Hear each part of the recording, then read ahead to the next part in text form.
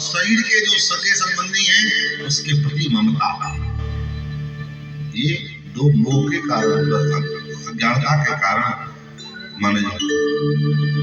तो महाराज इसका नाश होता है और विवेक की प्राप्ति होती है। फिर तो भागवत का महिमा, भागवत का महत्व सुनाया सनकादिकों ने नारद जी को, और कहते सदा से विद्या श्रीमद् भागवती कथा, भगवान की कथा सदा सर्वदा श्रवण करना चाहिए। दिना नाम नियमो नास्ति, कोई मुहूर्त का नियम नहीं, कोई दिन का नियम नहीं, जब मन हो तब सुनो। और जिस जीव ने अपने जीवन काल में एक बार भी भगवान की पावन कथा को नहीं सुना है, वो जीव कैसा है? वो चांडाल के समान। आजन्म मात्रमपि येन सठेन किंचित चित्तम विधाय सुख शास्त्र कथा न पीता, चांडालवत् खड़वद्वत्तेन नियतम मिथ्या सुजन्म जननी जन दुख भाजक। जिस जीव ने शरीर धारण करने के बाद अपने जीवन काल में एक बार भी भगवान की पावन कथा को नहीं सुना, वह जीव निश्चित रूप से उसका जीवन, वो जीव चांडाल के समान है, गधे के समान है।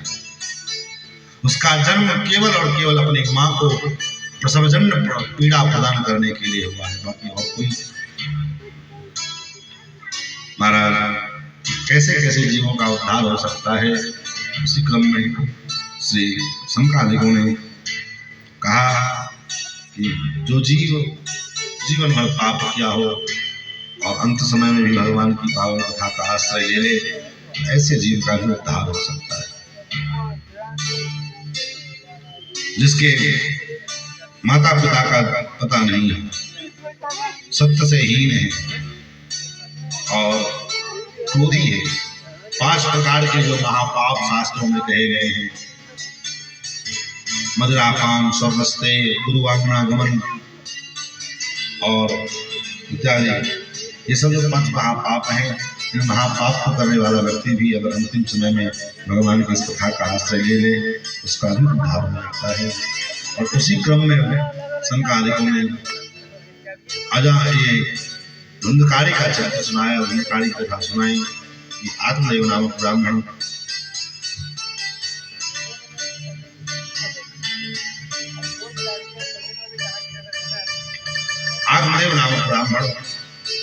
जिनके कोई संतान नहीं, और महाराज आत्महत्या करने के उद्देश्य से, क्योंकि जीव का स्वभाव होता है, क्या स्वभाव है, सारे ज्ञान विज्ञान बाद में धरे रह जाते हैं, क्योंकि पुत्र मोह, पुत्रैष्णा, 3 प्रकार की तृष्णा शास्त्र में बताई गई, लोकेष्णा, पुत्रैष्णा, पुत्रैष्णा, उसमें बड़ा, इससे बच पड़ना बड़ा कठिन है। वित्त प्राप्त हो गया, धन प्राप्त हो गया, तो पुत्रैष्णा, बेटा नहीं है, बेटा नहीं है, बेटा नहीं, इसके लिए बेटा मिल गया, पुत्र भी मिल गया, धन भी मिल गया, अब लोकेष्णा सताती है। लोग हमको जान रहे हैं कि लोग संसार में ये भी हैं, इनका भी कुछ महत्व है। तो ये 3 प्रकार के जो ईष्णा है, इन ईष्णाओं से बच पाना बड़ा कठिन है। तो आत्मदेव ब्राह्मण को पुत्र नहीं था और लोकापवाद के कारण वो अपने आप को आत्महत्या करने के उद्देश्य से घर से बाहर निकले तो रास्ते में पेड़ के नीचे विश्राम कर रहे थे, और वहीं पर में एक सन्यासी महात्मा आए। महात्मा जी ने देखा उदास, पंडित जी उदास है, ब्राह्मण देखता उदास, क्या बात है पंडित जी, क्या हो गया? कुछ नहीं, आप जाओ। बात तो कुछ है, आप उदास क्यों लग रहे हो? महाराज क्या बताऊं, मेरे जीवन में सब कुछ है लेकिन कोई संतान नहीं। पंडित जी ने कहा, महात्मा ने कहा, तो इसमें उदास होने की क्या बात? संसार में किसको संतान से सुख मिला है तुमको मिलने वाला है? अरे बेटा बेटा कर रहे हो, बेटा अगर नालायक हो गया तब क्या करोगे? तब तो और दुख हो जाएगा। इसलिए भगवान का भजन करो, जब तक जीवन है तब तक भगवान का भजन करो और शांति से जीवन जियो। पंडित जी ने कहा महाराज ये प्रवचन तो हम भी खूब बढ़िया करते हैं, लेकिन इस प्रवचन का पालन करना बड़ा कठिन है। आप तो बाबा जी हैं, महात्मा जी हैं, आपको क्या लगता है बोलने में? आपके वश में अगर संतान हो तो दो, नहीं तो तुम अपने रास्ते।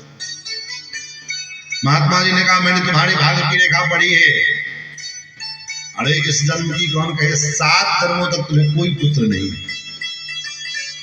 और तो वासुदेव ब्राह्मण जोर जोर से चिल्लाने लगा, अरे बाप रे बाप, अरे राम रे राम, हमको तो केवल एक ही जन्म का टेंशन था, आपने तो 7 जन्म का टेंशन दे दिया।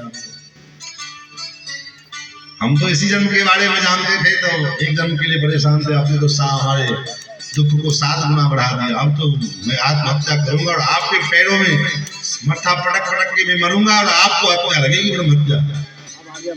आप महात्मा जी बड़े परेशान में, क्या हुआ क्या